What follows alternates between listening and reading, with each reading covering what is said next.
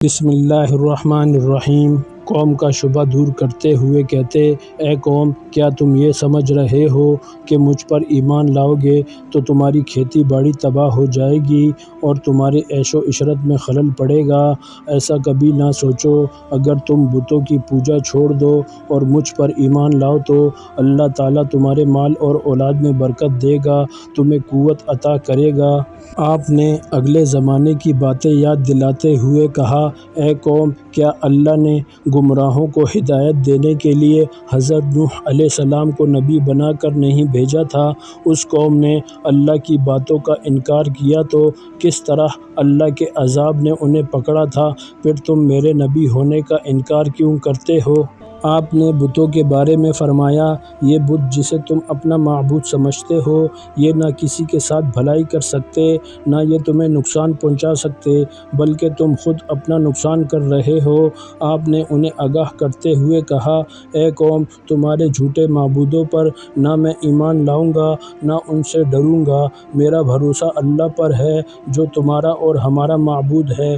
قوم عاد کے لوگ برابر سنتے لیکن کوئی توجہ نہیں دیتے، ایک کان سے سنتے دوسرے کان سے اڑا دیتے۔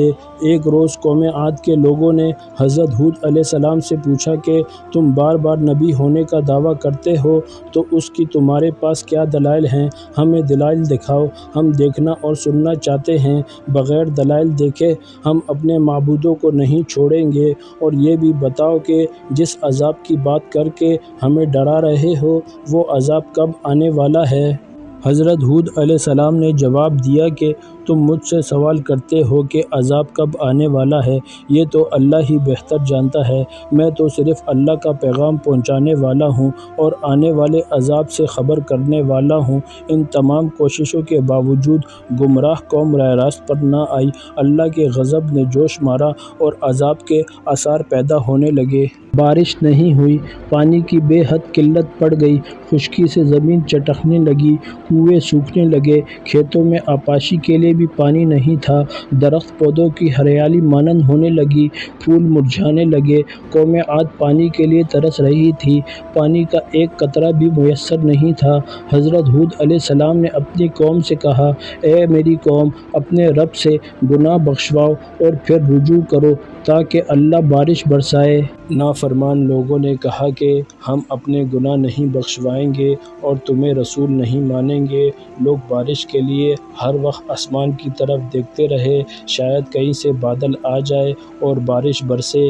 ایک روز ایسا ہی ہوا، بادل کا ایک ٹکڑا نظر آ گیا، لوگ دیکھ کر خوش ہونے لگے کہ اب بارش ہوگی۔ حضرت ہود علیہ السلام نے فرمایا، جو تم دیکھ رہے ہو یہ برسنے والے بادل نہیں ہیں، یہ بادل نہیں بلکہ عذاب کی علامت ہے۔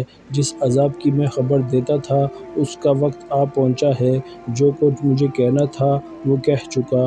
جو لوگ حضرت ہود علیہ السلام پر ایمان لا چکے تھے ان کے بارے میں حضرت ہود علیہ السلام سے اللہ نے فرمایا کہ جو لوگ ایمان لائے ہیں ان کو اپنے ساتھ لے کر کسی محفوظ مقام کی طرف چلے جاؤ۔ چنانچہ حضرت ہود علیہ السلام ایمان والوں کو ساتھ لے کر نکل گئے۔ شہر میں اب کوئی ایماندار نہیں رہا۔ لوگوں نے دیکھا کہ آسمان پر بادل کے ٹکڑے تیر رہے ہیں، ہوائیں چلنا شروع ہوئی۔ ہوا میں اتنی تیزی تھی کہ پہلے نہ کسی کان نے سنا نہ کسی نے دیکھا تھا۔ دیکھتے ہی دیکھتے اندھیری چلنے لگی، یہاں تک کہ اپنا ہاتھ بھی دکھائی نہیں دیتا تھا۔ ہر طرف مٹی اور دھول اڑ رہی تھی، بڑے بڑے درخت جڑ سے اکھڑنے لگے، ہر طرف اندھیرا چھا گیا، ہر شے ہوا میں اڑنے لگا۔ آدمی بھی نہیں ٹھہر سکتا تھا نہ بیٹھ سکتا تھا۔ ہوا کے زور سے بڑی بڑی مضبوط عمارتیں بھی گر گئی، ہر طرف چیخو پکار کی آوازیں ہوا کے شور میں دب کر رہ گئی۔ قوم عاد کو اپنے مضبوط مکانوں پر بڑا ناز تھا، یہ تمام مکانات زمین بوس ہو گئے، زمین پر کچھ بھی نہیں بچا۔ یہ آندھی 8 دن اور 7 راتیں رہی، جب آندھی تھمی تو لاشوں کا پتہ بھی نہیں تھا۔ عاد کی قوم نے غرور و تکبر کیا، ایک اللہ کو چھوڑ کر بتوں کو ماننے لگے، انہی سے مرادیں مانگا کرتے تھے۔ نبی کی باتوں کا انکار کیا۔ جب عذاب کے دن قریب آنے لگے تو اللہ نے نیک لوگوں کو بچا لیا، گمراہوں کو عبرتناک سزا ملی۔ عاد کی قوم کا صرف کتابوں میں ذکر پایا جاتا ہے۔ تباہ شدہ شہر کے کھنڈرات آج بھی درس عبرت کے لیے زمین پر دیکھے جا سکتے ہیں۔ حضرت ہود علیہ السلام کا مقبرہ حضرموت میں مسقلہ سے 900 میل شمال کی جانب ہے۔